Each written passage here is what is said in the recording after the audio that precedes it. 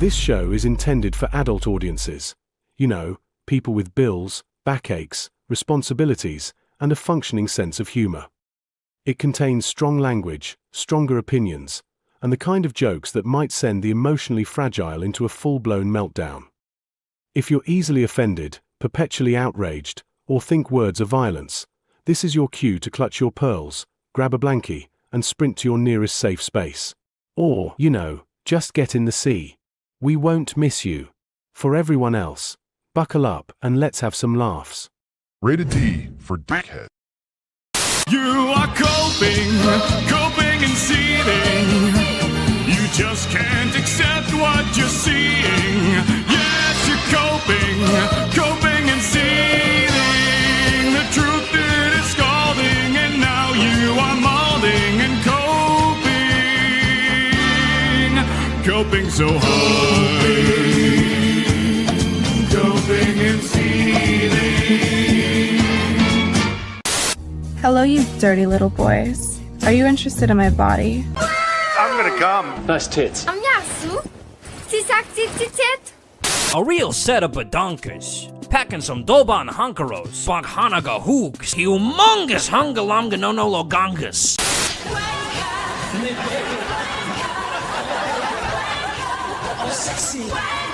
I want people in the industry to be a little bit louder about people being mean to other people, and maybe say it's not a good thing. I don't really care, Margaret.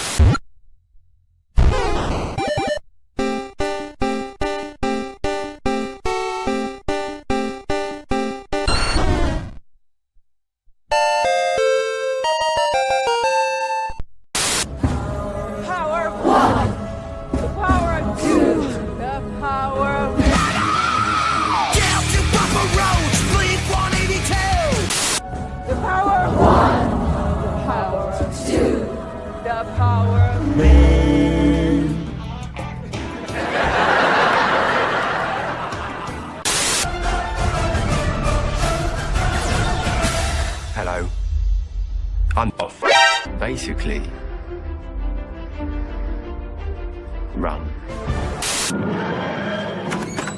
What's going down, babes? Show me the lovin'. Silence! You are too gay to be the doctor. I'm wonderful, and I'm the most amazing person in the universe. Exterminate!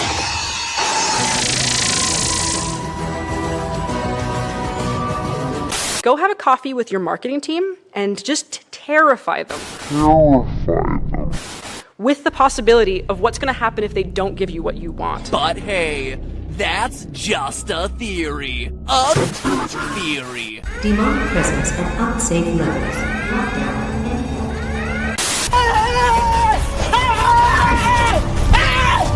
Why are you running? Let's take some dope. I am like, I have had hallucinations on weed before. if I get that high, Them babies, Alyssa. Disabilities. I wanted to finish Elden Ring, goddammit. He's a piece of They don't know what the fuck they're doing. They don't know what the fuck they're doing.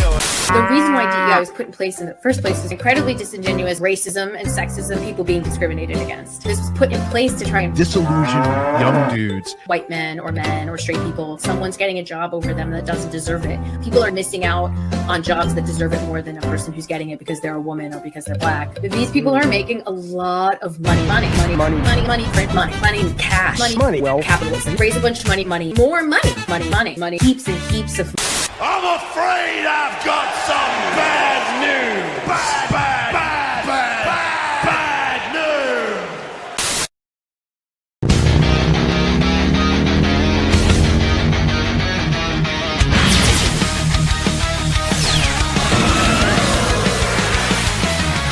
Engines roar through the ash gray skies. The wasteland burns, but hope won't die. Every screen's a twisted lie, built to break us, make us comply. They poison the heroes, rewrite the tales, turn legends to dust, leave us frail. But we're not done, we won't bow down. Through the wreckage, we'll take the crown. Steel hearts ignite, fire in our veins. Freedom's calling, breaking the chains. They can't erase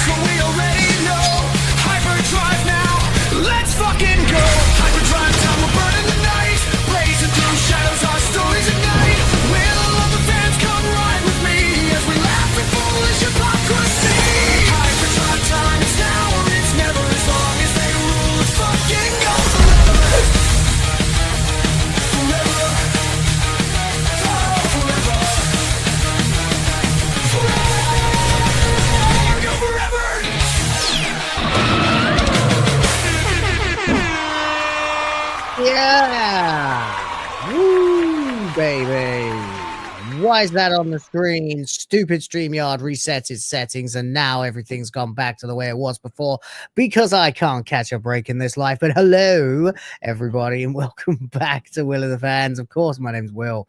See what I did there? And, well, it's drive time somewhere, which means it's hyperdrive time everywhere. So no matter how tired I might be, kids, seriously, please just go to sleep for daddy, please. Straight out of hell, it's WILL. A higher class of human, a better type of bastard, and it's drive time somewhere, so it's hyperdrive time everywhere. So ladies, gentlemen, and nothing in between, welcome back to another voyage of discovery, racing through the wastes of the internet to the further reaches of sanity on another never-ending quest to save the universe from absolute bollocks. Ha! Good to be back. Nice to be back. I would like to say I had a nice relaxing weekend, but I didn't actually. It was fraught and frantic as ever. Nothing ever stops. No, life just never gives me a break. So I am, of course, knackered and will probably be tripping all over my words for the next 2 hours or whatever. But cheers anyway. Got to get some tea and wake the heck up because there is a lot to talk about today, but before we set off, please ensure you keep your brains inside the vehicle at all times with your eyeballs firmly screwed to the screen. And let's see who's here. We've got a few folks in chat already, which is lovely. You love to see it, especially in this day and age where YouTube likes to make sure that nobody is ever aware that I'm live. So good to see that a few people actually did get the signal, because you can't stop it. You can suppress it, but you can't stop the signal. So Derek Smith rocked up absolutely hours ago and pre-liked the stream, which is always helpful. Appreciate you guys. Make sure you like the stream, you know.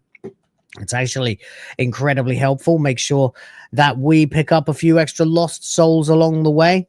You never know. There are people out there who are going to be feeling really quite terrible about life. They'll be lost on the internet wondering where everything went wrong, and then they might just find us and find something fun to watch.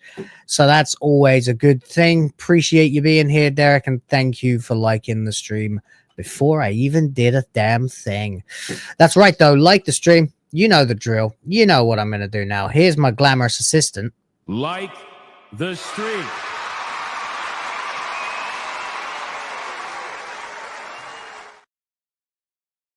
That's right, like the stream. And if you can, share the stream as well. Perhaps you have a platform you can use to share the stream. I would recommend it. And, of course, Lord Dragneel's here. It says first and second places taken. Well, good for you, sir. Congratulations. I'm thrilled for you making it as number 1 and 2. So, there you go. See? Positively giddy, absolutely beside myself, completely thrilled to bits. Also says we have to hear a lot from DramaticaLaur later. Oh, because she wasn't first, of course. Divining Dragons here with happy non-denominational blessings for everybody, and says please like the stream. Yes, like the stream. I mean, how many more ways do I have to learn to say that? Maybe I'll learn how to say it in Japanese or something. Andrew Verdner is here, says like and subscribe. Yes, that's another one. You can subscribe if you somehow are here and you aren't already subscribed to the channel. Please subscribe to the channel because that is the most helpful thing you can possibly do today, and it's free. It's super easy. Barely an inconvenience, some might say. There we go. Of course, Eris Rhoda's here too, which is lovely. Guess you're on the late shift, I think you said. So, yeah, exactly what you said. One good thing about being forced onto the late shift, can hang here for once. Yeah, we don't usually get a lot of Rhoda in the mornings, my time, which of course is drive time somewhere. But that's a silver lining, I suppose, for you. Derek Smith says it's time to shift into hyperdrive. LFG indeed, buddy. Appreciate you. The only question is, any Guardians been sold lately by Eris Rhoda? Because apparently you can't pay people to take a copy of the Guardian from him. And we've got Gavin House. Hello to you as well. Sardoc Spamfish is here as well. Third Dr. Andrew. Shout out to you. Nice to see you guys in the chat and jumping in and actually chatting. That's a good one. Please continue to have fun and chat in the chat. I know, novel concept, isn't it? But there you go. And James Opp has decided to pop in, the man, the myth, the legend, the great chronicler of our time, you know. No, he's very undersung for this, James Opp. When something goes down, this guy grabs all the information and makes like lovely little digests of it, which is so handy sometimes. When you need to know what the heck has happened in a developing story, the first person you should ask is James Opp, because he knows. Just brilliant, fantastic. You need people like this backing up the rest of us who actually go on the internet and talk about the news. Much appreciated, James Opp. A lot of hard work that he puts into it. Deserves thanks, absolutely deserves thanks for it. So shout out to James Opp. Also gifting 10 memberships of the channel. The Grift Force is gaining ranks, ladies and gents. This beautiful thing, you'd love to see it.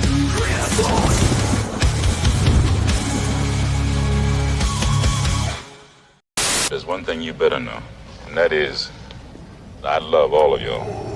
Listen, can I explain something to you about being a daddy? Don't try to frighten us with your devotion. Daddy is the breadwinner. You dig what I'm saying? And if you don't win that bread, you just don't come around. Yeah, you love to see it. All right, thank you so much for everything so far, guys. Appreciate you. New month, of course, new game begins, and that means we have a whole bunch of stuff to talk about. Few things have shifted course, a few directions are being shifted. We've got many topics for today. A little bit of Hollywood news, of course. We've got the rebelling celebrities from the other day now having to apparently apologize, but then also seemingly not having apologized at all. We're going to catch up with some gaming. We've got some new releases. We've got games companies felting themselves as always. And of course, South Park, because I really haven't had time to talk about it very much since this all began. But it has occurred to me that South Park is more or less completely and totally screwing themselves over at this point, because they don't seem to be able to understand that the appeal of the show was them being an equal opportunity offender when it came to ripping on people, when it came to making a mockery of the times, the celebrity culture and everything around it. You know, South Park was very much the undisputed champ of satire for the last better part of 3 decades at this point. And it's a real shame when you see these companies and these groups and these creators who decide suddenly, we're just going to go straight down the Trump rabbit hole and never come back, because apparently minds that would be in total opposition to Hollywood sellouts like Matt and Trey Parker can still have a price. And I'm not saying that it's sour grapes because they're ripping on Trump. Absolutely everybody should be equal to get ripped on. It's just that they seem to only be ripping on one side now, and in the lamest, cheapest way possible as well. So I don't know. We'll be talking about that in just a second. But of course, guys, if you have liked the stream, don't forget to mash the love button furiously with both hands. Seriously, just lube them up first, of course. Make sure you don't get injured. Got to play it safe when you're doing this kind of stuff.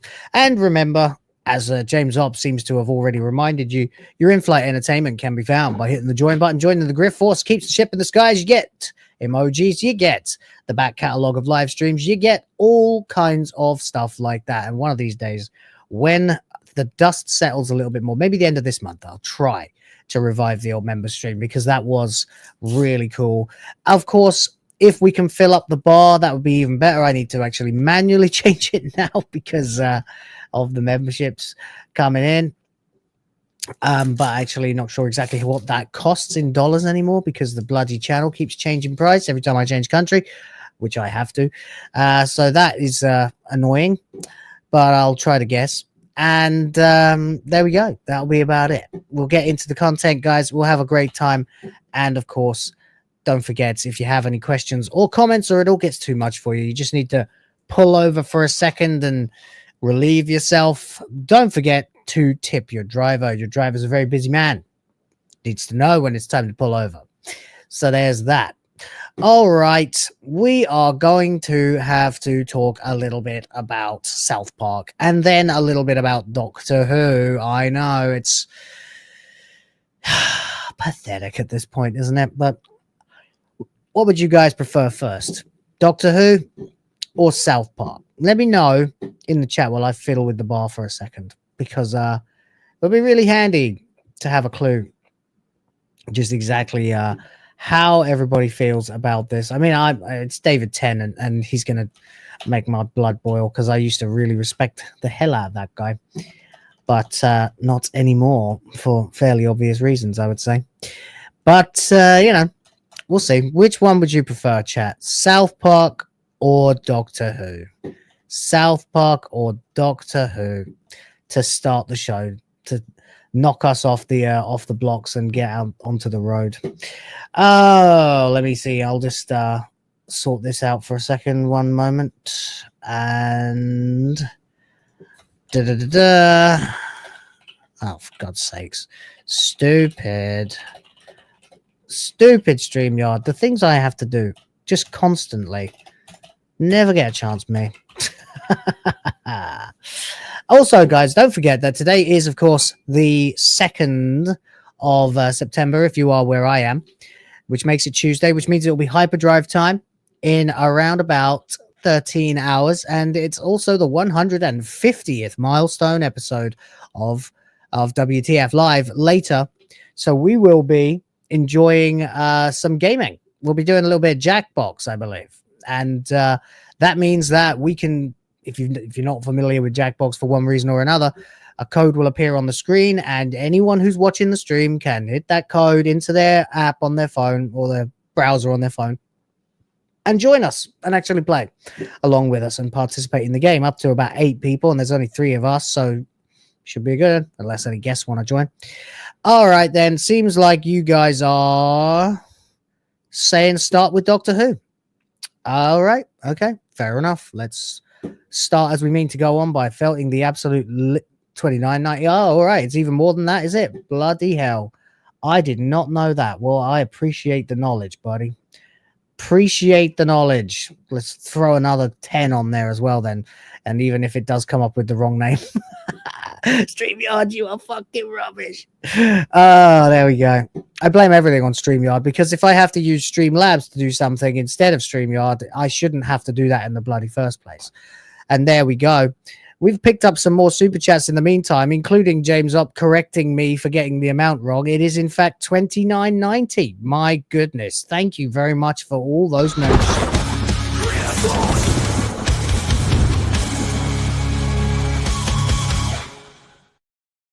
How much it is in America, huh?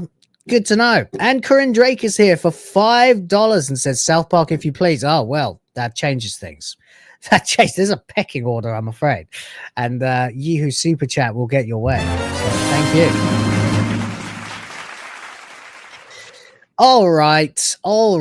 We can do it. Hold on a moment, and I'll just arrange my tabs into the proper order, and we can, of course, begin, because I have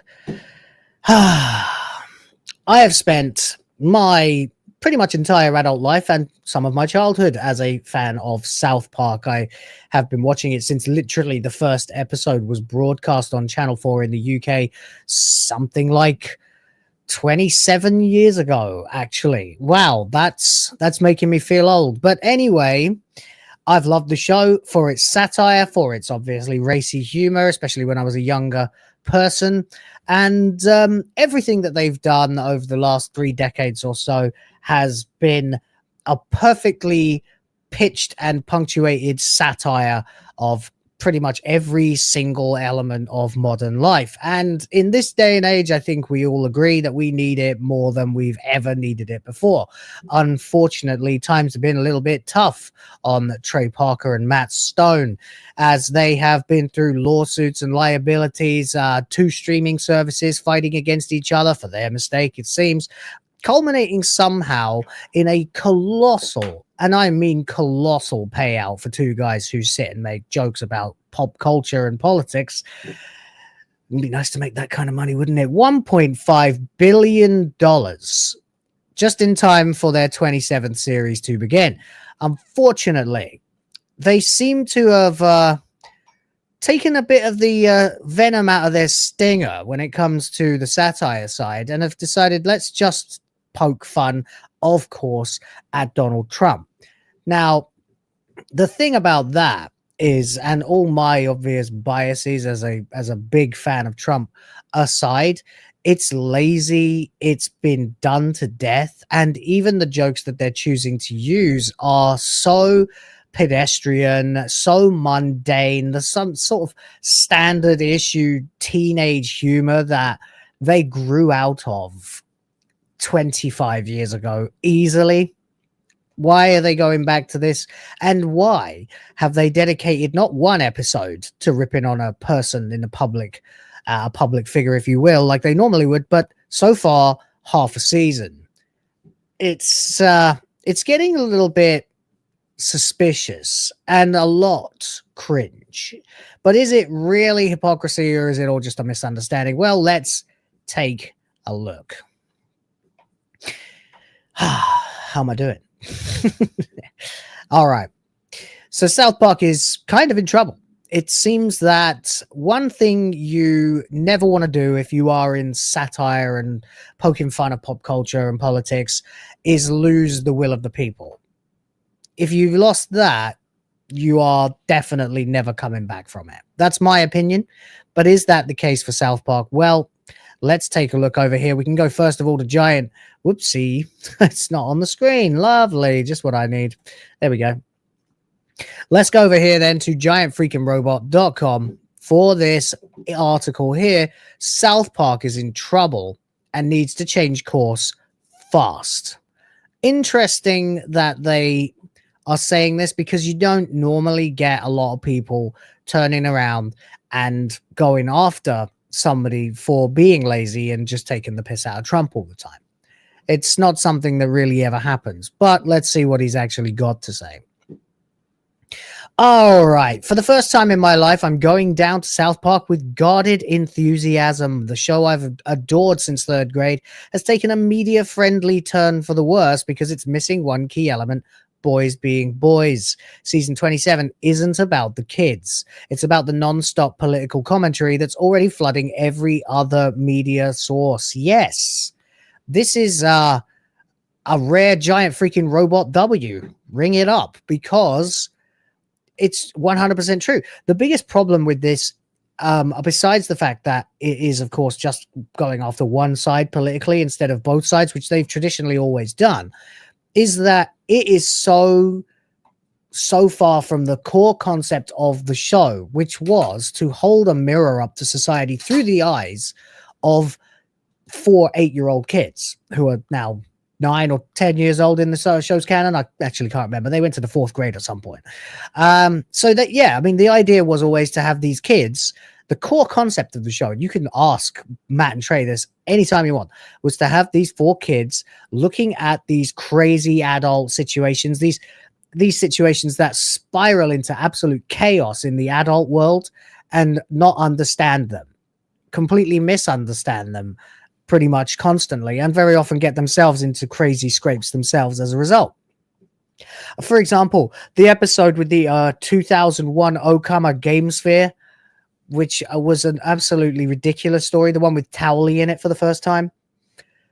I remember watching that for the first time when I was still a very young teenager and saying, this is next level. South Park has achieved something here, because it's insanity. You've got government conspiracies, aliens, cover-ups, clandestine spy organizations, and in the middle of it are these 4 kids having to parachute into secret black sites and stuff, just trying to get their game console back. There's also the added touch, if you know anything about Japanese, that Okama is the Japanese for gay. So that's pretty funny too. But that was the show. That was the show doing what it could. You know, you had other episodes like the one in the treehouse that where like, you know, the parents are all breaking up and having affairs and stuff like that, and the kids are trying to understand just the basics about sexuality, and it always mirrors what's going on really well and is very clever and well received. So this is where the show has lost its way, not only in the constant politicization of itself, but also in the fact that there's really no way to tie the kids into this. So it just becomes straight empty jabbing at the president over and over and over again, and not even clever jokes either. As he goes on to say, escapism is more important now than ever. And I couldn't agree more. That's literally why I started this channel, to complain about the lack of escapism that we have accessible to us. And South Park used to nail the balance between absurd world building and sharp, timely satire. Exactly. They did. And it was the fact that they managed to pull off that kind of absurdity with timeless humor and also very timely satire in only 6 days from concept to release. They would be able to produce an episode of TV. This became, of course, even harder when they decided to go into the serialized format from series 19 onward, where not only would they be doing weekly shows about whatever's in the news that week, but also have very timeless humor in it. And also they would be able to make a one long running story out of it that would last the entire arc. And in that, they even took the piss out of Trump before. They had Mr. Garrison as Trump, where he was running for president, and the whole time he's just unsure of what the hell he's even supposed to be doing and kind of trying not to win, then actually won. And they really, I feel like they got kind of felted by that, Trey and Matt. I think it's quite famous now, but they really didn't think Trump was going to win. Nobody believed that Trump was going to win in 2016. And so when he did, they suddenly had to do a sharp about face and change everything. And it's not really quite been the same ever since, for that matter. Anyway, now it leans so hard into politics that the fun is gone. If I wanted lazy, quote, Trump is an orange man with a small wee-wee jokes, I'd tune into Late Night with Seth Meyers. Exactly. That's the kind of level that you get. That's basically it. We do not need South Park suddenly in this era of dying late night shows to turn around and become a late night show. That is not what South Park is supposed to do. And if they're going to take the piss out of Trump, why did they never take the piss out of the dribbling corpse of a president that we had before him? I know. Anyway, instead, I'm getting more of the same from a show that once thrived on chaos only kids could cause. And of course, there we have Trump now in the role of Saddam Hussein, hanging out with the big red one himself. He says, I'm super serial. I waited all year for season 27 after Matt and Stone announced plans to hold off production until after the 2024 election to steer clear of politics. That's right. They said, I don't know what else we could possibly say about Trump.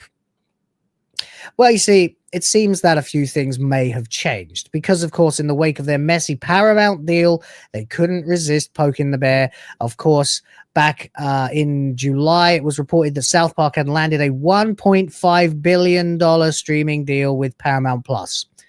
Is that the most lucrative deal that an animated primetime parody show has ever had? I'm not sure, but quite possibly. Anyway, as it was reported, the longtime masterminds behind Comedy Central's animated romp South Park have reached a groundbreaking 5-year deal with Paramount for the global streaming rights valued at $300 million a year. The agreement would total a staggering $1.5 billion. That's an incredible amount of money for a bunch of guys who started off with a Christmas card, a video Christmas card, just trying to make shock value and take the piss out of Hollywood. The problem is, you either die a hero or live long enough to see yourself become the villain. You either die a rebel or you become the establishment. It's unfortunate, but that's the cyclical nature of this kind of entertainment, this kind of politics. It's just the way the world is, unfortunately. So it's really disappointing. Let's not forget the meme that came out at the time as well. How much are you willing to offer, Mr. Angry Canadian Businessman? Hey, Trey Parker and Matt Stone, I really like your t-shirts. Can I buy them? That was the $1.5 billion, but it's been changed. You see, originally it said, I want you guys to make more jokes about Donald Trump. And the line here was, nah, it's been done. It's overplayed. Then it says for $1.5 billion. But But of course, this came from Reddit, which means that it's been changed. Because, of course, who's going to be happier that South Park has finally turned around and decided to zero in solely on the Orange Man? Leftists. So there we go. Boys Being Boys is still South Park's bread and butter. If you own the South Park DVDs or have listened to the mini episode commentaries that are all available on YouTube, you'll notice how Trey Parker and Matt Stone repeatedly gush over the episodes centered on Kyle, Kenny Cartman, Stan Butters, and the rest of their classmates. Dressing up as superheroes, wizards, ninjas, or getting way too into World of Warcraft, their own good are the trappings of a classic South Park that holds up. Comedy works because it's grounded in foul-mouthed grade school friends trying to make sense of talking towels, alien invasions, and whatever disaster their curiosity unleashes on their clueless and overzealous authority figures. Episodes like Scott Tenorman Must Die, Make Love Not Warcraft, The Return of the Fellowship of the Ring to the Two Towers, The Good Times with Weapons, Casa Bonita, and Awesome-O. Yeah. That's a good one. They're all great, actually. All sit on top of South Park's IMDb audience ratings because the formula works. Most of the series' top 100 episodes give the boys full control of the narrative, proving that boys alone can capably unleash a level of chaos that's truly timeless. As a result, record ratings and the lowest common denominator.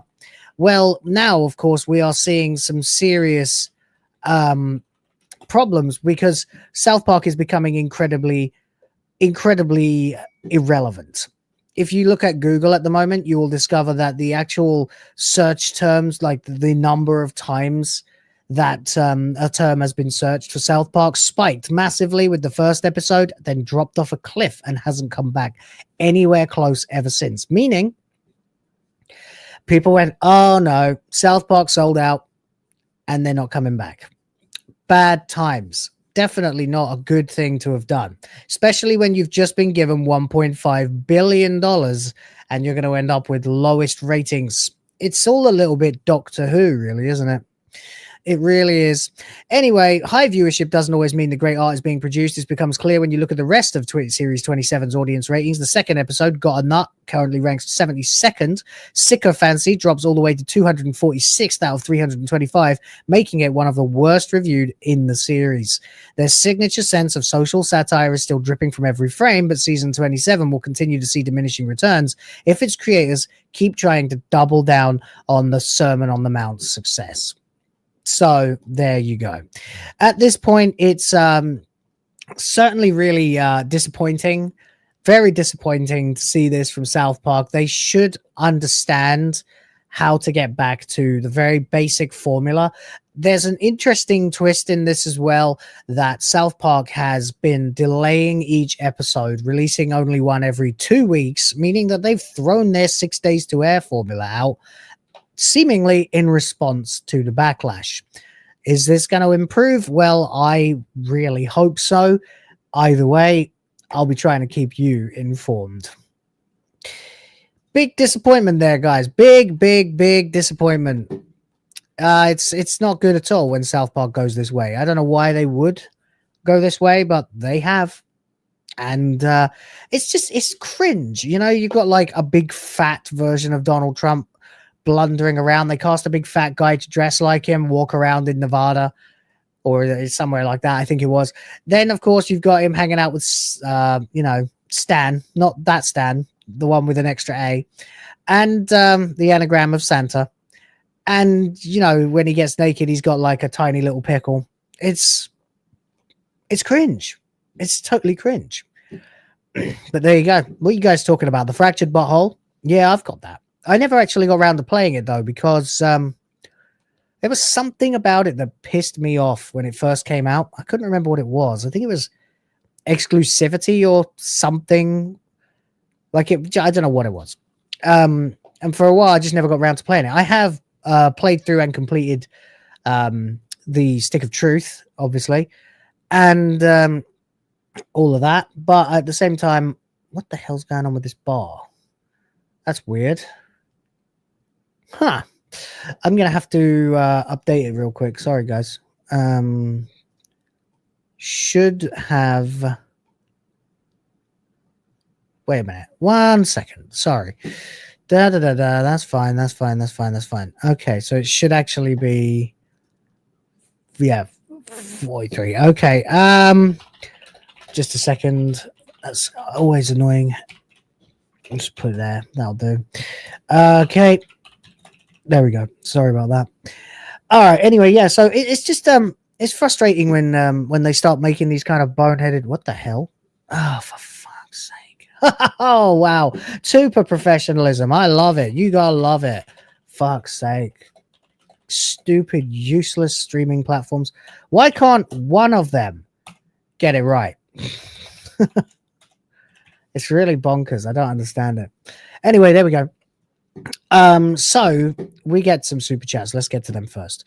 Sardox here for £5 says, sounds like StreamYard sucks like a 20,000 watt vacuum cleaner. Yeesh.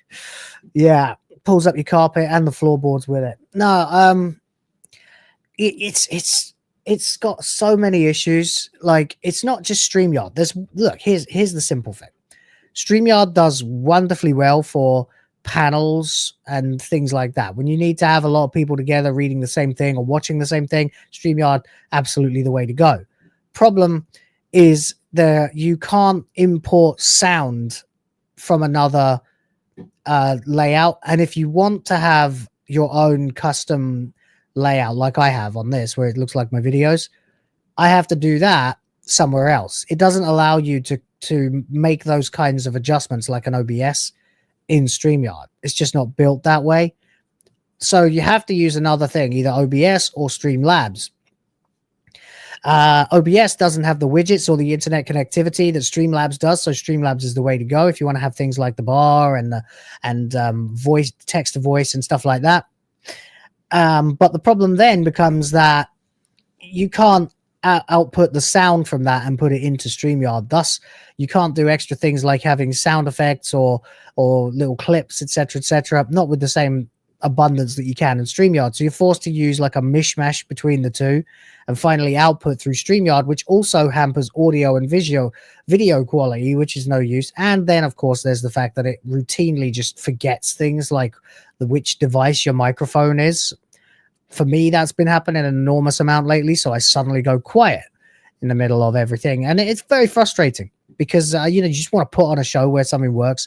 Then there's the fact that the Streamlabs side of things has this bar, which I try to use to entertain, but it doesn't update based on everything, only super chats. So it's just, oh my God, one of these platforms needs to come along and do everything that both of them do, at which point they'll get all the money. It's the same old principle between Spotify versus piracy. For example, if you build one platform that does everything the customer wants at a reasonable price, you will make all the money. If you don't, and you make it inconvenient and troublesome for the person, you'll eventually lose their business. It's really not rocket science. It's just really difficult for people to seem to wrap their head around standard market forces, but there it is. And so it does suck. It's even more annoying that you have to pay for it if you want to be able to put out the kind of content that I do. And they charge you like a monthly fee and they keep just fucking with you. So very, very frustrating. But well, Thomas Ashworth is here for 1 membership as well. Thank you. Adding to the ranks of the Griff Force. Appreciate you.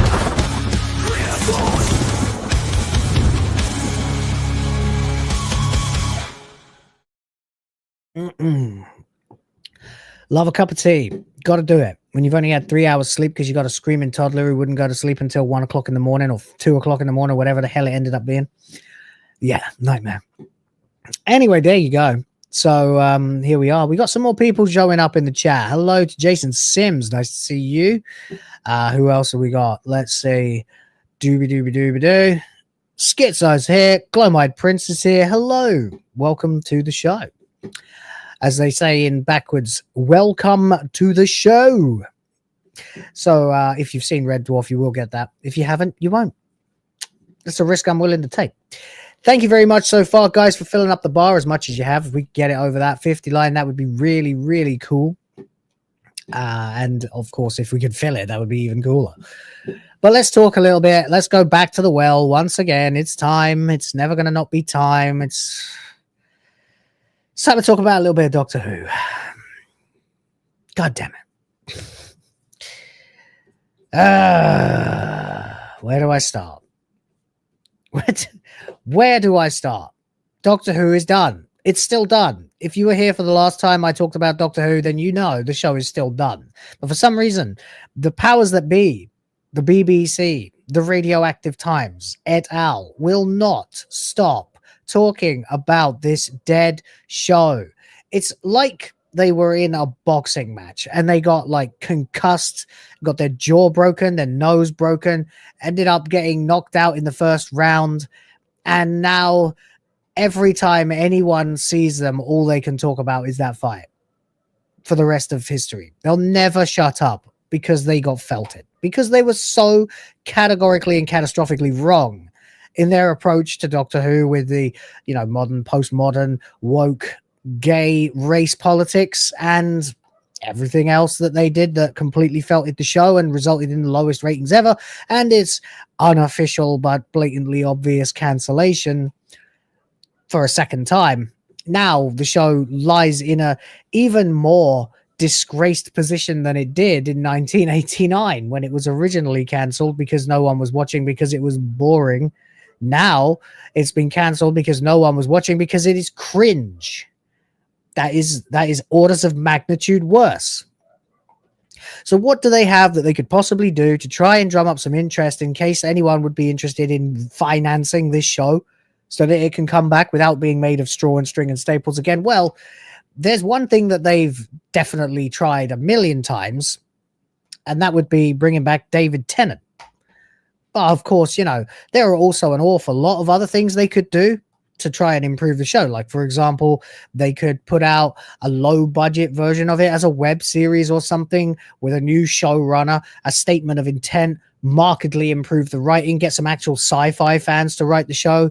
Maybe, I think, just distance themselves from the entire crowd that ruined modern Doctor Who and create a newer, lower budget, lore establishing, retconning micro series or something like that that would shift the focus back onto the way that the show used to be rather than the way the show has become. That would be something novel and could be done fairly cheap and might work. You never know. But the BBC's way too lazy for that, so let's just bring David Tennant back instead. Yes, let's just bring David Tennant back instead.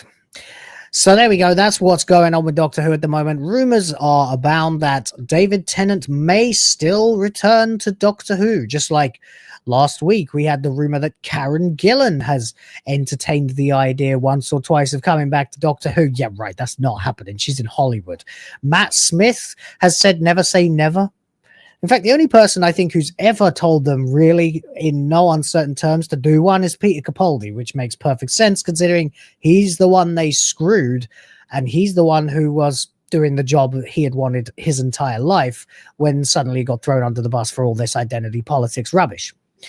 But David Tennant at this point is the total opposite of what he was when he originally left the show. When the 10th Doctor regenerated, people were incensed. People were beside themselves with sorrow, anger, and worry, doubt about the future of the show. Now, of course, the show went on to be successful for several more years and very entertaining for several more years before eventually Chris Chibnall came along and ruined the entire thing. Although it was going that way anyway, wasn't it? But the reality is that, but if David Tennant had come back just once for the 50th, that would have been fine. Then he came back again. This time as a virtue-signaling gay version of the 10th Doctor, the 14th Doctor, who routinely gets dressed down for being a male and does it with a big smile on his gormless face.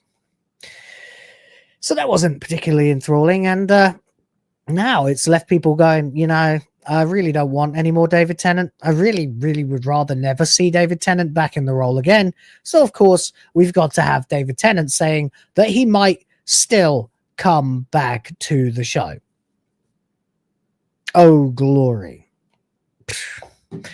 From the radioactivetimes.com, David Tennant isn't ruling out another return to Doctor Who. Could we see him back in the future? Well, that's a very good question, isn't it? Could we, in fact, see David Tennant return to the show a third time? Exactly. It is bollocks, isn't it? Well, Louise Griffin, who publishes real desperate cope articles at the Radioactive Times fairly often, says after making a triumphant return for the 60th anniversary special, hard to disagree there, by the way. I would say this was the most humiliating performance of the Tennant Doctors ever. We had him lusting after Indian Isaac Newton and his new altered term Mavity. Oh my god, Mavity. We also had him getting dressed down by the Meep and by Donna Noble's transgender son, daughter, something. I think, whatever, it doesn't matter. Either way, it's like a 6'8" apparent 15-year-old trans kid, which is illegal in the UK, by the way, for being a male. And, well, no one knows better than a tranoid about why you wouldn't want to be male, apparently. Personally, it's never done me any harm. It's given me 2 beautiful kids, actually, so that's nice. But anyway, the actor who played the 10th Doctor and the 14th Doctor upon his return in 2023 reflected on his love for the show during a recent appearance on Michael Rosenbaum's podcast, Inside of You. Inside of You. Okay. All right. Sidebar. First of all, that is a cringe title. That is a gay title. Super duper cringing gay and lame. I think we can all agree on that. The implication, of course, being what it is. But then also, let's not rule out the fact here that we need to bring up the slipshod grammar. Okay? I want to address this because this is one of those times, little times when I really need to bring it up. You don't say inside of. You just say inside. Inside you is what it should be called. I don't know where this came about, but it's a completely unnecessary, wasted word. Everybody just bloody stop it. Learn to talk properly. Okay, rant over. When asked if he or his wife, Georgia, who played Jenny in The Doctor's Daughter, yeah, that's funny, isn't it? That's funny. There's something really, really bizarre about the ongoing lore about that. So Georgia Moffat, who is the daughter of Peter Davison, the 5th Doctor, plays the 10th Doctor's daughter, then marries the 10th Doctor in real life, and then has a son who they tried to turn into a daughter. Marvelous. When asked if he or his wife would consider a return to the show, Tennant responded, "I think it would depend on what the circumstances were." He added, "I went back a couple of years ago, did 3 in a row, which was an absolute joy because it was returning for a short period of time." Yeah, well, this is a big problem, isn't it? Because if they continue to rely on David Tennant, and if they brought back David Tennant for just another short run, you're doing another giant waste of a regeneration again. The Doctor's not supposed to regenerate and have like 2 days of adventures, 3 days of adventures, and then just piss off again. That's not how it's supposed to be. It's supposed to be a decent run. Each one of these was supposed to be a life. This is the big problem, of course, that Moffat brought in by having the Doctor gain all these new regenerations. And then the little throwaway line that Capaldi put in, where he points out that he doesn't know if it'll just maybe never stop regenerating, which is then, of course, was completely blown out of control by the Chris Chibnall retcon of The Timeless Child, where he's the original regenerator, meaning, yeah, basically limitless regenerations, never-ending life. There is no finite quantity to the Doctor's ability to regenerate anymore, meaning that there's very little stakes. It's just, that's it, you know? And so that means that you can have regenerations where someone pops in, "Hello, I'm the Doctor. Oops, I got shot by a Dalek. Regenerate," and boom. It also gives them an easy way to pivot away from cringe and awful and badly received Doctors like they have with Billy Piper.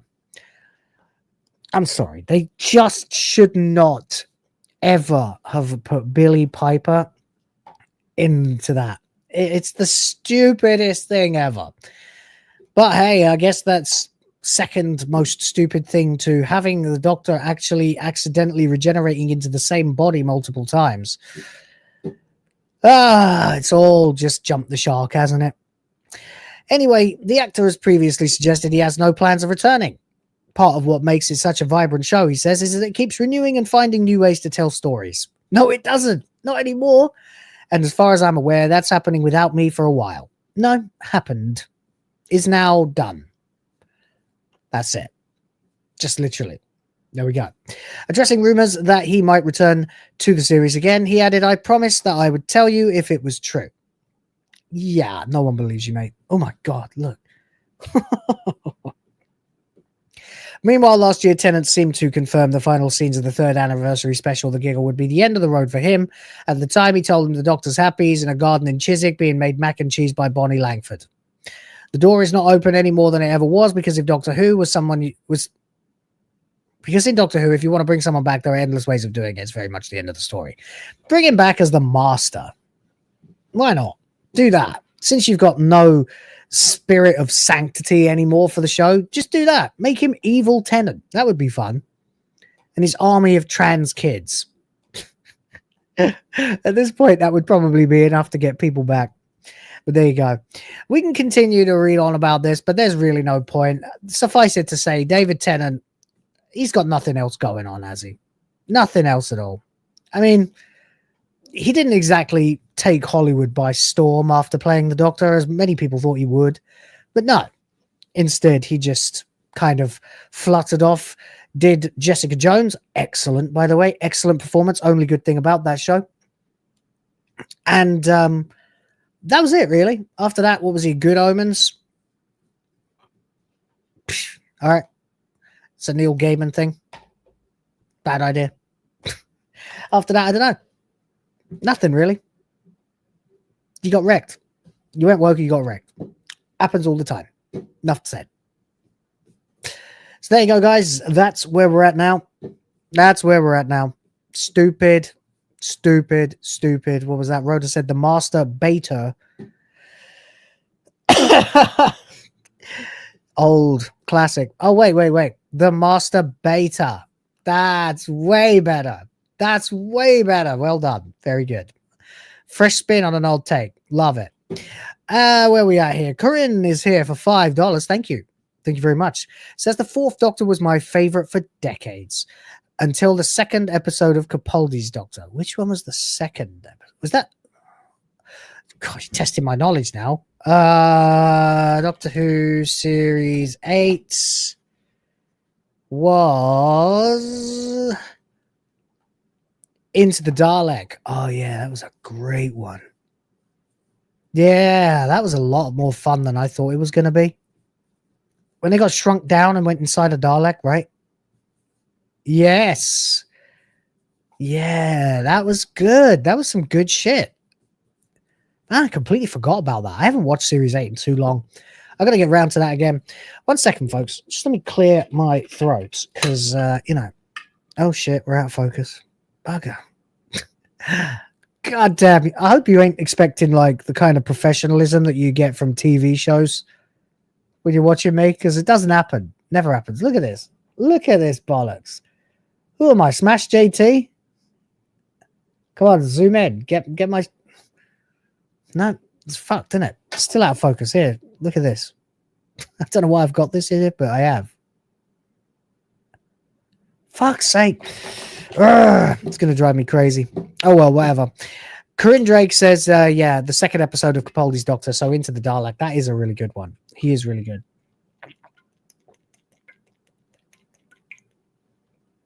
All right, 1 second. Let's try and sort this fucking camera out. Come on. Back you come. Back you come. Back you come. Back you come. There we go. Can see the wrinkles in my head? Yes, good. We're sharp. There we go. Thank you very much for the 5. Appreciate you for that. And good point.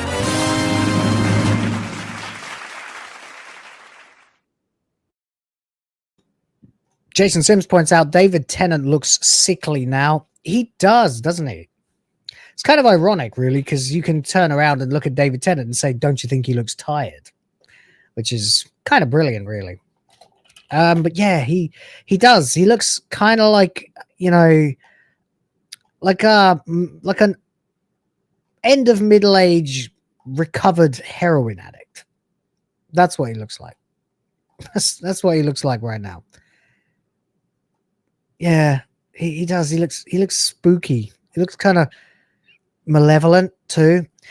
I mean, if you just look at sort of the way that, like when he played the 14th Doctor, for example. Hold on, let me find an image of this.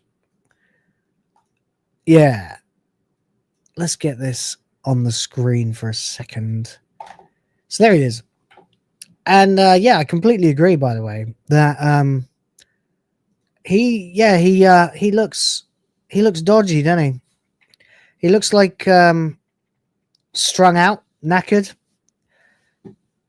He's just the unshaven and disheveled look. I don't know why they did that for him. I don't know why they wanted to make him look knackered and tired and stuff. He was like quite clean cut before, you know, he was clean shaven. He always like looked his best, which was a good thing, you know. There was so much about the 10th Doctor that was a wonderful influence for young men. Like, dress to impress. You know, you can be a bit cheeky, a bit laddish, but also it's very important to remember to solve your problems with your brain instead of your weapons or ability to amass them. Which, again, not something that I am as 100% on board with as I used to be, but certainly a good influence to show people that problems can be solved with brain power and words. Although now these days, looking back, I'm thinking, oh, it's the BBC being anti-gun, isn't it? Which, of course, is one of the worst mistakes the UK ever made. But there you go. He was the king of the new era for so long, he seems synonymous with it to newer fans, probably. Yeah, so they keep bringing him back. But the problem is that last time he came back, he was wrecked. And there's another major problem with this, which is he should be active. The idea that a doctor would ever retire is madness. He should have regenerated, not bi-generated, because now you've left him as a doctor who is active. And we're about to have the war between the land and the sea, right? So that's a Doctor Who spin-off without the Doctor. But the Doctor is there. He's in Chiswick, which presumably will be affected by the war between the land and the sea. Stupidly long title. Why would he not get involved? He's even got a TARDIS. It's bonkers. Bonkers. Why would he settle down and live in Chiswick, of all places? He wouldn't. He just wouldn't. The character is too broken already for that. He already lost his whole family twice. You know, he's got I don't know how to explain it. It's like post traumatic stress disorder. Like, it's like you've broken a bone and then you've let it sit and knit, and now it's just broken forever. And that's where he's at, but mentally instead of physically. Mentally broken and healed and broken again and healed to the point where you can't go back. It's a weird one. Paul Thomas Ashworth for £5 says Tennant just did a game show for ITV. It flopped and got pulled. What was that? What was that? Game show. The Genius Game, an adaptation of the South Korean series The Genius. In the 8-part series, Tennant plays the role of the creator and guides 11 strategically minded players through puzzles and social games where alliances are formed and broken in a battle for a cash prize.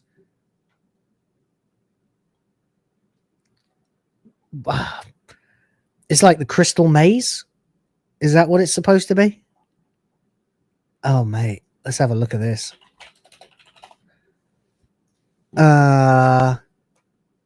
It's the Crystal Maze. They've even made it look like the damn TARDIS behind him. It is the Crystal Maze, just with a coat of paint. Oh, mate, this is awful. He does look malevolent as fuck, doesn't he? Man, that is cringe. That is super duper cringe. I had no idea about that. Thank you for bringing my attention. He's channeling Kilgrave from Jessica Jones here. Boy, that sounds shite. Total shite. Why does the background look so much like the TARDIS? I mean, it's just, I don't even know what to like. You expect a Dalek to roll out of one of those doors at any moment? Boy, that was crap, wasn't it? You can't do a show like The Crystal Maze anymore. People have lost their sense of whimsy. It's been done to us. But there it is, I suppose. Anyway, yeah. Cringe. Definitely cringe. Anyway, there we go. Appreciate you there, man. Certainly do. Okay. So let's move on. We've got some other stuff to talk about. Plenty of other stuff. Just got to do a little bit of rejigging a couple of things. Hold on a moment. What the hell is going on now with StreamYard? It's one of those days, isn't it? Nothing goes my way. Nothing's going my way. Okay. Right. What else we got? Okay. A little bit of this. Let's talk about that. So, Cracker Barrel, a company that does oldie style American country cuisine. Apparently, I wouldn't claim to have ever been there. Why would I? But it has been interesting to see what happened when they suddenly decided to modernize their logo literally only a couple of weeks ago, before very quickly pivoting and going back to the old one at the behest, it seems, of El Presidente 47. For some reason, they have actually backed down, gone back to the way things were. And while most people would say, yeah, that's a good thing, you should have done that, that's great, there's also an awful lot of other issues, like the fact that it went there in the first place. It was a ridiculous thing to do. How can you have a brand that is synonymous with old-fashioned and then try to modernize it? That does not make sense. But what gets even worse is the apparent responses from the CEO. Everyone else who is associated with Cracker Barrel, including the co-founder, is now ripping on the CEO. And it seems like it might be too little too late because, well, financially things are not going very well. Excuse me. All right, let's catch up with the latest on the Cracker Barrel situation. And I know. What in the world am I doing talking about Cracker Barrel? I know. I'm British. I'm not even in America. I'm in Asia. It's pop culture. And pop culture is a giant scythe cleaving through wokeness everywhere we see it. Cleaving through gender politics and race politics and, of course, girl bosses. And, well, the boss of Cracker Barrel is a girl with the crazy eyes, which probably goes a long way to explaining why they took the white man out of the logo. Hence woke, hence pop culture, hence welcome to the channel. So let's take a look and see exactly what the hell is going on with the latest with this insane story. Cracker Barrel, Cracker Barrel's co-founder, rips the CEO over logo redesign. What's Taco Bell know about country food? Or should I say taco? I'm English. Who cares? August 29th, this one came out. Cracker Barrel has been in the headlines for weeks, first over a botched logo redesign, then for quietly removing DEI and pride content from its website. Uh-oh. Looks like you learned the hard way. Now the Cracker Barrel co-founder is speaking out, and he isn't pulling any punches. In a blistering interview, 93-year-old Tommy Lowe, sounds like a Londoner to me, slammed the redesign, blasted the company's direction, and even took a direct shot at the current CEO, Julie Fels-Massino's background as a Taco Bell executive. There he is. Very interesting. What's Taco Bell know about Cracker Barrel and country food? I know he's not going to be a Cockney, but he sounds like the name Tommy Lowe to me sounds like a Cockney name. What's Taco Bell know about Cracker Barrel and country food? Lowe asked pointedly, asking whether Massino truly understands the culture and traditions that built Cracker Barrel into a Southern staple. Lowe, who founded the first Cracker Barrel with Dan Elvins in 1969, didn't hold back. He described the redesigned logo, stripped of its classic Uncle Herschel character, as bland, nothing, and pitiful. He warned that if the chain drifts from its roots, it ain't gonna work. I know. I'm sticking with the Cockney headcanon. The logo unveiled early this month. Now, of course, there it is. It's incredibly bland. Like, it looks like modern logos are so cringe. Modern logos lose all their character. I've said this before and I'll say it again. Go look at iOS from when the iPhone first came out. Look at how detailed and pretty the app's logos are. The icons on your home screen. And then look at them now and how flat, monotone, and boring they are. This is postmodernism. It's like when you look at a McDonald's restaurant circa 1970 and it's bright red and it's got a slide outside, and you look at it now and it's like a sterile building from the 1980s in the USSR. It's just gray, miserable, just bland, boring, hard edges and no character whatsoever. Well, the postmodern version of that would be soft edges, monotone color, or monochromatic anyway color, and nothing interesting, nothing to pop out at you. It's just Cracker Barrel. Where's the character? Literally, where's the character that was in it? Gone. Fortunately, they went back, of course, because this was an insane idea. But, yeah, it went and sparked a wave of backlash. Yeah, because it was a little bit like finding out that the opposing team had made it inside your base and got out with your flag. I mean, this is a traditional brand, a brand that is based entirely on old-fashioned, like mom used to make kind of stuff. And you've taken that and you've made it corporate and modern and awful. You can't do that. It doesn't work that way. You know, it just doesn't work. There's a time and a place for things, and some things are way too married to the times, and you shouldn't try to change them. It's boneheaded. Totally boneheaded. But of course, it's typical, isn't it? Female CEO comes in and says, well, I've got to change everything around here. I've got to make it mine. I've got to make it so that I'm in the history books for the rest of the time. Blah, blah, blah, blah, bollocks. Bollocks. Shut the fuck up. Go make me a sandwich. Dumbass. Could have done a better job, apparently, they said. But Lowe's concern wasn't just about graphics. His sharp comments about Massino highlighted a deeper worry that corporate leadership no longer understands what Cracker Barrel's customer base values. The fiasco began when Cracker Barrel received a simplified text-only logo that looked more like an upscale cafe than a country store. Social media lit up with criticism, many calling it generic and soulless.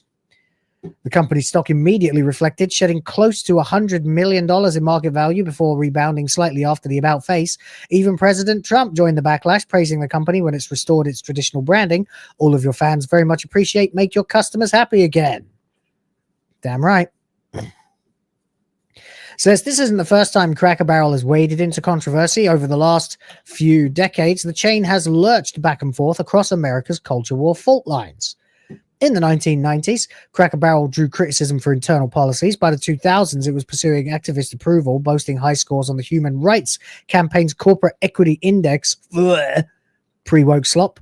In 2023, Cracker Barrel found itself in hot water after promoting rainbow-colored rocking chairs during Pride Month. The campaign triggered widespread boycotts and online backlash, particularly in conservative areas where Cracker Barrel has long thrived. And of course, there's the perfect comparison. Dylan Mulvaney as a weird trans Audrey Hepburn with Bud Light cans. Man, that was the most tone-deaf moment of pop culture, I think, ever. That will live in infamy. The fallout was severe, as with Bud Light and Target, the attempt to chase activist accolades ended up alienating core customers. Very well written there. Very well written. Quiet deletions, DEI and Pride pages removed in 2025. They currently quietly walked back some of those initiatives, walked back the DEI webpage and removed Pride-centric content from its site. There was no press release or big announcement, just a quiet scrub that signaled leadership recognized the backlash and wanted to move on. The retreat may have calmed some waters, but when the logo redesign landed, it reignited doubts about whether the chain really knew its audience anymore. Lowe's rebuke lands harder because he isn't just another critic on social media. He's the co-founder of the company. Exactly. No one is going to understand better what the initial concept of that company was. This is why the South Park situation is so disappointing, because it is literally the same creators who have lost their way and deviated from the formula that made the show so good in the first place. He says, it looks good, but keep it country. That's what people want. Damn right. And there's the lesson for legacy brands. Now it gets worse. Cracker Barrel bet the farm on the rebrand. Now with the $700 million moonshot may cost the company nearly everything. Cracker Barrel's 3-year transformation plan, budgeted at $600 to $700 million in capital spending, was always going to be a moonshot. Set against a market cap that hovered around 1.2 to 1.3 billion in late August 2025, the company effectively wagered half of its equity value on a turnaround executed in full public view. That scale alone made the program a very risky endeavor even before the brand identity backlash of the past week. Back in May 2024, they aimed to refine the brand, overhaul menus, remodel stores, upgrade tech, and improve the employee experience. To fund the work, the board slashed the quarterly dividend from $1.30 to 25 cents, 80%. Signaling that the cash, once returned to shareholders, would be plowed back into the business for several years. Uh-oh. There's a problem. The underlying operating base wasn't robust either. In financial year 2024, comparable restaurant sales were down 0.1%, despite nearly 5% pricing, and comparable retail sales fell 5.5%, a sign that traffic softness and shop weakness were real headwinds. So it gets worse. Then came the branding stumble with the logo. The immediate reaction, shares fell, wiping out $100 million. $100 million in market value. Significantly higher a percentage of their market cap than it would have been before. Yikes. Yikes. Within days, the company reverted to the legacy logo, effectively U-turning on the centerpiece of the refine the brand pillar, so they threw their entire plan out the door. Gosh, that's not good. And then, of course, we have D-Day Cobra here saying, now fire your CEO and we'll all come back. Yep. Look at this woman. She has got the crazy eyes.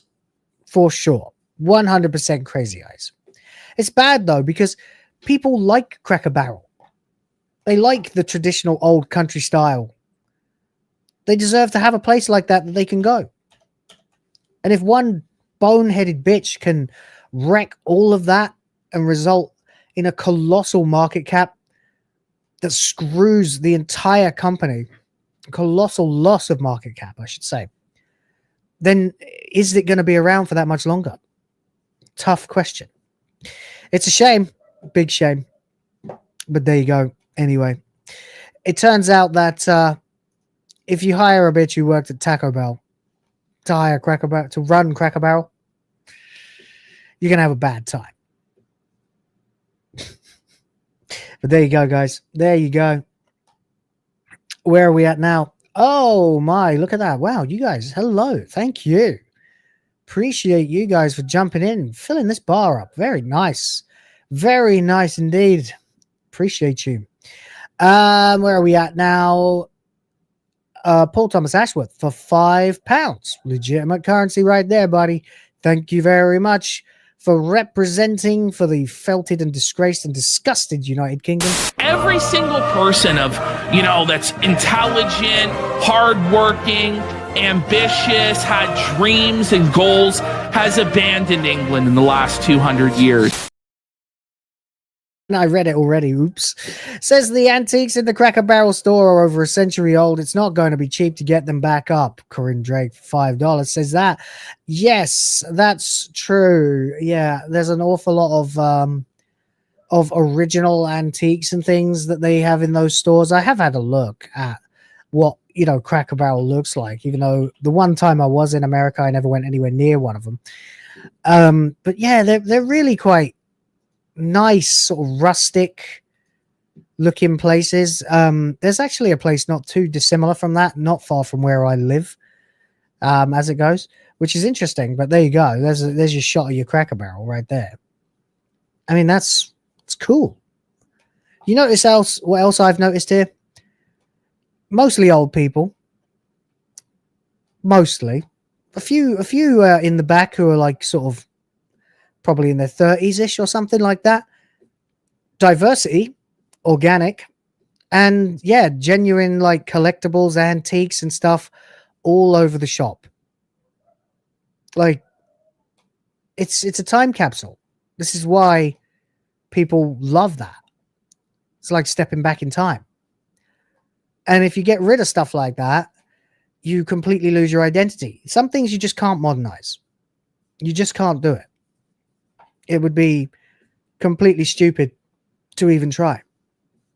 It's like, I don't know, it's like opening a Japanese restaurant and then selling fried chicken or pizza. You know, stupid, pointless, antithetical, a complete waste of time. But there you go. There you go. Anyway, thank you very much for that. Says it's not going to be cheap to get them back up. Yeah, it's not. I don't know what they've done with them. I mean, maybe they probably need to sell them now. Who bloody knows? Anyway, there we go. Oh man, Cat is here with a member chat for 3 months and says 3 months. No way. Has it been that long? Apparently, sir, it has. And thank you.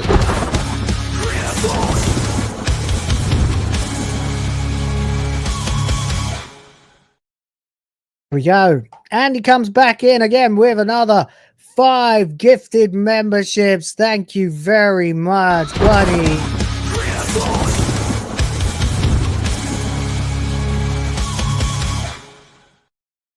You for that one. Really, that's fantastic. Thank you so much for that. Appreciate you, man. 1 second here while I there we go. Hopefully that should be reflected on the bar. Hopefully. And there we go. And James up shumps in off the top rope with the 2. And there we go. There goes the bar. It's destroyed itself again. Don't worry, I'll remember it. And says Graham Greene has died at age 73. Oh, no. Damn, hold on. Oh, mate, that's no good. He wrote Dances with Wolves, didn't he? That's a shame. Oh, well, we can always pivot to talk about that for a minute. Let's have a look. Still plenty to talk about and forever to talk about it in. So let's crack on. I'll have a quick look at this. Thank you very much for that. Appreciate you, man. Okay. Right. Let's have a quick look at this then. Graham Greene, Oscar nominated Dances with Wolves actor. Oh, he didn't write it. Sorry, he acted in it. Dies at 73. That is a shame. The Canadian actor best known for his Oscar-nominated turn in the 1990 film Dances with Wolves died on Monday in Toronto after a battle with a long illness. He was 73. That's a shame, man. That's a shame. That's a shame. Made his debut in the 1979 Canadian drama series The Great Detective and the 1983 film Running Brave. His big Hollywood break came with Dances with Wolves, where he co-starred as Kicking Bird, yeah. Academy Award nomination, Best Supporting Actor in 1991. Nominated for 12 Oscars and won 7. Best Picture and Best Director. Huh. Never knew that. I was only like 6, 5 when that movie came out. So there we go. In an interview He discussed auditioning for Crimson Tide with director Tony Scott. Scott said, I can't really see a Native American working on a submarine. If you could, I would let you tell my 4 dead uncles who died in the Pacific on subs. Oof. Thanks for the trip to New York. I'm going to Sardi's for lunch now. Afterwards, he went on to appear in several major Hollywood releases such as Maverick, Die Hard with a Vengeance. Oh, yeah. Twilight Saga, Breaking Dawn. Ugh! What are you doing in that? Molly's Game. Okay. As Arlen Bitterbuck in The Green Mile, he was part of the SAG Award-nominated ensemble for Best Performance along with actors Tom Hanks and Harry Dean Stanton. Nominated for a Spirit Award for Skins. Fair enough. What else? Murder, She Wrote, Northern Exposure, The Red Green Show, Defiance, Reservation Dogs, Echo, Riverdale. Huh. The Last of Us. What was he in The Last of Us? Try to think now. Graham Greene, The Last of Us. Oh, yeah. Well, there you go. Cool. Anyway, it's unfortunate that he's passed away now. Survived by his wife and his daughter. Okay. Well, that's unfortunate. Bless his heart. Bless his heart. There we go. All right, we got some other stuff we're going to talk about. So let's take a look and move on to that. Sorry and RIP to Graham Greene and all that. But yeah, show must go on. Let's see. All right. So, as many of you will know, I am a lifelong Nintendo fan. I have been a Nintendo guy since 1989. When I first began gaming, good lord, that was a long time ago. And now, well, I'm not such a Nintendo fan as of about 3 months ago. Although it was going that way anyway, got to be honest.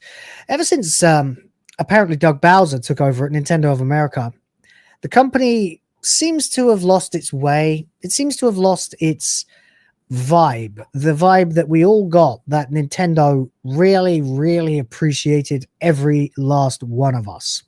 Because, I mean, the company's been through lots of peaks and troughs over the last 25 years or so.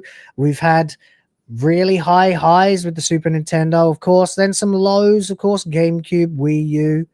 Not that the GameCube had anything wrong with it. It was a fantastic console. It just didn't do very well. The Wii, of course, was a colossal success and put them back on the map, and the Switch was the biggest selling console they'd ever had until the Switch 2 came out. But see, this is the problem. And it's always the case when culture shifts, when the hand that feeds decides to start slapping instead.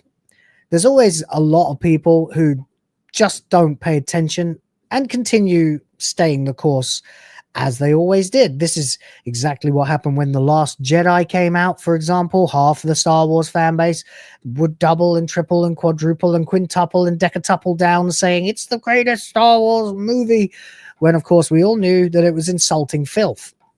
But eventually people do come around, and I think people will eventually come around to Nintendo, especially when they start noticing their bank balance fucking disappearing as they get far fewer games for their buck.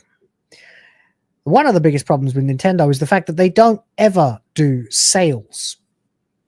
Except, of course, for right now, when they are, in fact, doing a blockbuster sale on the Switch eShop. But, of course, none of it's Nintendo. That's it. So here we are. Let's have a look. Nintendo is now hosting a 2025 blockbuster sale on the Switch eShop. But none of the stuff that's actually for sale has been made by them. As always, let's have a look anyway. We go down here at Nintendo Everything, an incredibly badly laid out website if you want to zoom in at all. Nintendo has rounded up a bunch of third-party games in a new 2025 blockbuster sale. Now, this, of course, is something we've all been complaining about for years and years and years. Why doesn't Nintendo ever do a sale? This is one of the reasons people love Steam so much, because they do sales. I mean, I've lost count of how many games I've managed to accumulate this year through gifts from you guys. Thank you. Steam code's in the description. And also just exactly how many games I've picked up myself in Filipino pricing for like 100 pesos, 200 pesos. We're talking $5 or less, right? Plenty of little things that I've put on my wish list, and you get a ping 90% off. 90% off, sold. Might not play it this year, might not play it in 5 years. Nice to own it, nice to know I have it. $5, can play it anytime I want for the rest of my life. Presumably. Don't screw me, Switch.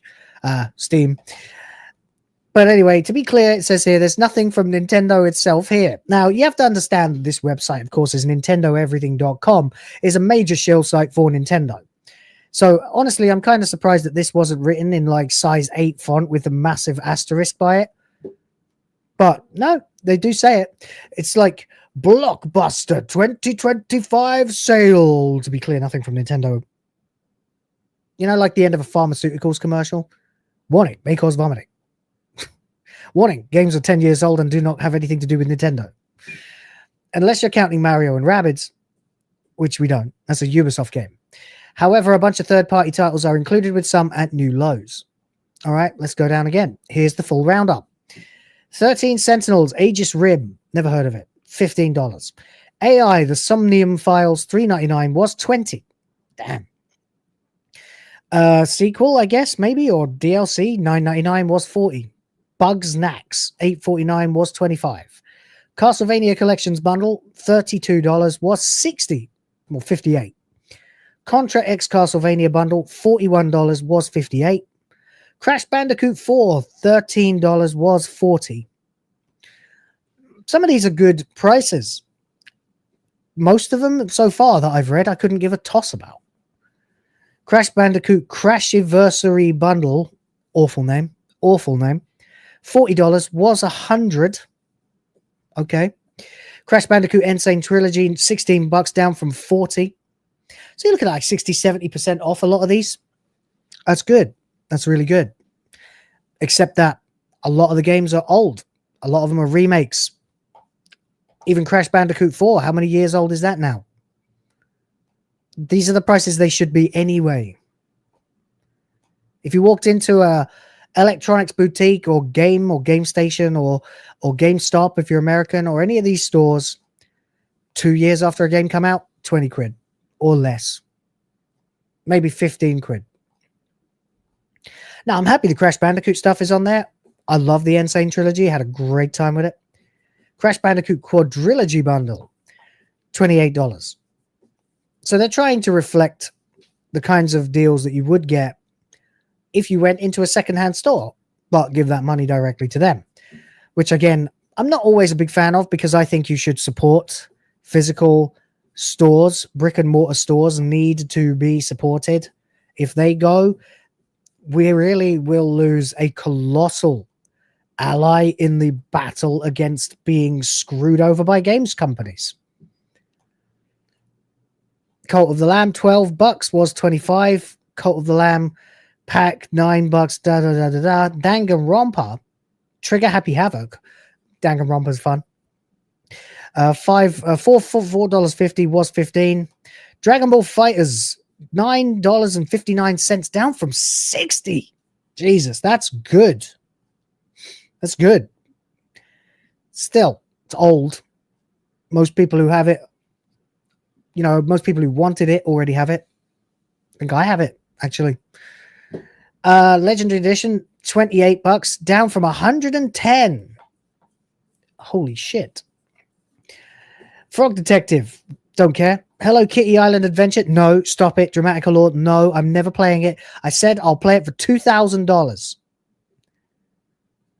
Then I'll stream it. Those are my terms. $30 down from $40. Still, Hello Kitty Island Adventure is more expensive than fucking Danganronpa. It's more expensive than Crash Bandicoot. No! What have you done? Oh my God. Deluxe Edition, $45 down from $60. Encryption, $8. It Takes Two, $20 down from $40. That's a good game. Just Dance 2025 Deluxe Edition. Are they still making them?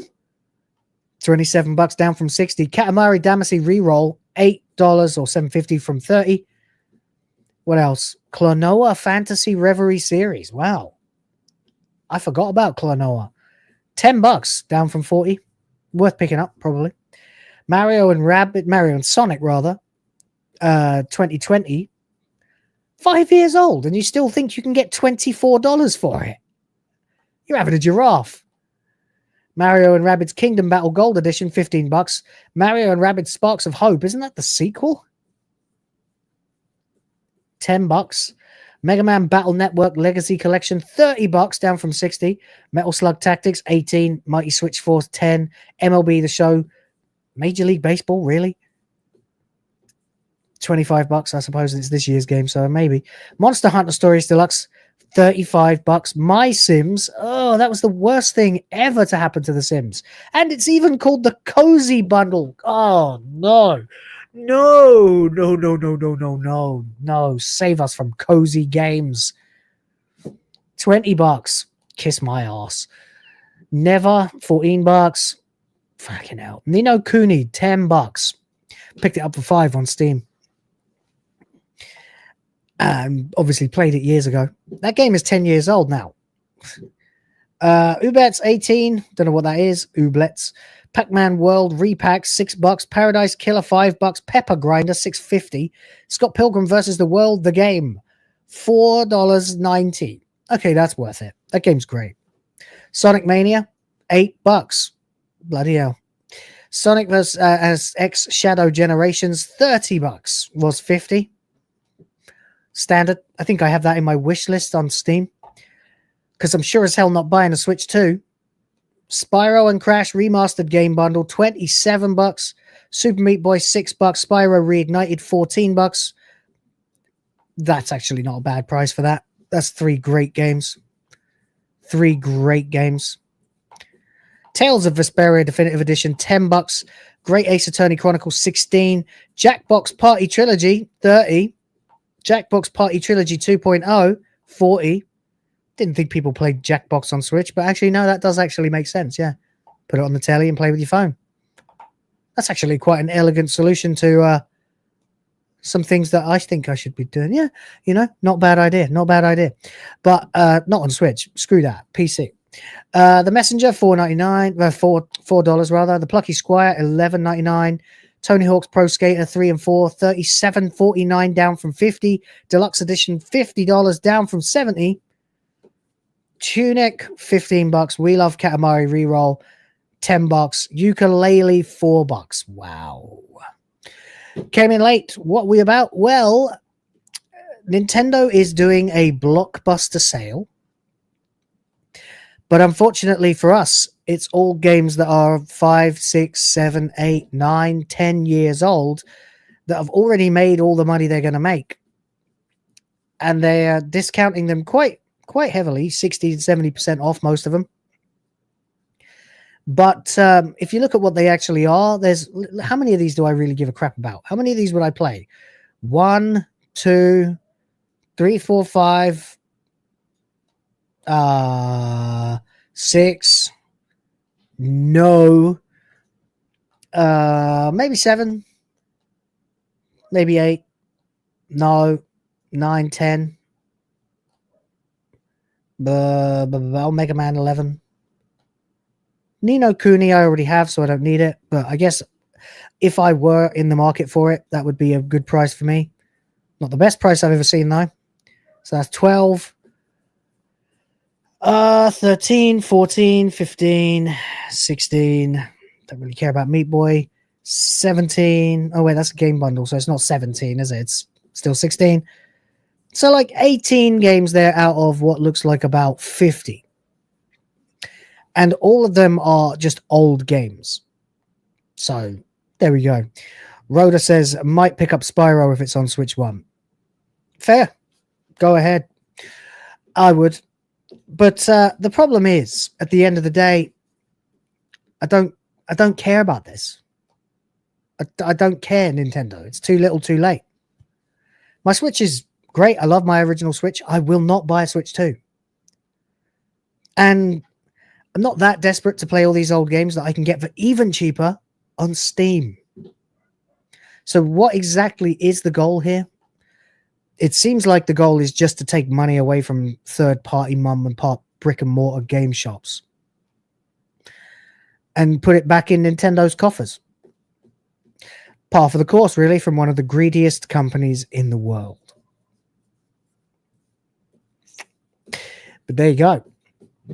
That's where we're at, ladies and gentlemen. That is where we are at. Now, it is time for me, sadly, to bid you adieu because I am out of time. There were a couple of things I also wanted to talk about, but they can come up tomorrow. We've got some Dragon Quest news, a little bit of laughing at Concord, and some Metal Gear stuff as well. I'm still playing Metal Gear Solid Delta after I completed it the other day. Well, beat it the other day on normal. Currently running through it on very easy, collecting the frogs and the ducks. About 70% the way through that at this point. We'll probably play it again. If there's some interest, I might even stream it again, and this time on Extreme. Just to see how brutally difficult it is. Let me know if you are interested in something like that, guys, and I will let you know in return. But in the meantime, unfortunately, I'm going to be honest with you, I'm knackered. I got kids to take care of, and as much as I would love to have pushed this show on for the next half hour, my wife needs me. So I will see you guys in 12 hours' time for WTF Live. Remember, we will be playing Jackbox games, and that means you're invited. So come and watch that show, and I will try my best to get something set up so that it doesn't end up being a total train wreck. We'll be playing games, mostly the drawing games, I think, because, well, you've got to, haven't you? They're fun. So we'll be doing that to celebrate the 150th episode of the show. That will be in 12 hours' time. Make sure you come by and join us for that. And until then, I will see you on the next one. Special thank yous, everybody. It's been a great show. I've really enjoyed myself here talking to you today. Special thank yous to James Opp, of course, for the 10 memberships at the start and a couple of super chats as well. Corinne Drake for just repeated sustained super chats all the way through the show. Love it. Thank you so much. Sardoc as well as Paul Thomas Ashworth. Old Man Cad as well for the memberships and long membership service. Thank you very, very much. Without you guys, there is no channel and I am screwed. So I appreciate you so much. I'll be back with another episode of this show at the same time tomorrow with a hell of a lot more topics to talk about. Hope you enjoyed the content for today. Look for some videos based on it coming out later, and I will see you on the next one. But until then, I'll leave you with the outro credits, which I probably need to update again. Appreciate everybody. Ta-ta for now. Have a good one.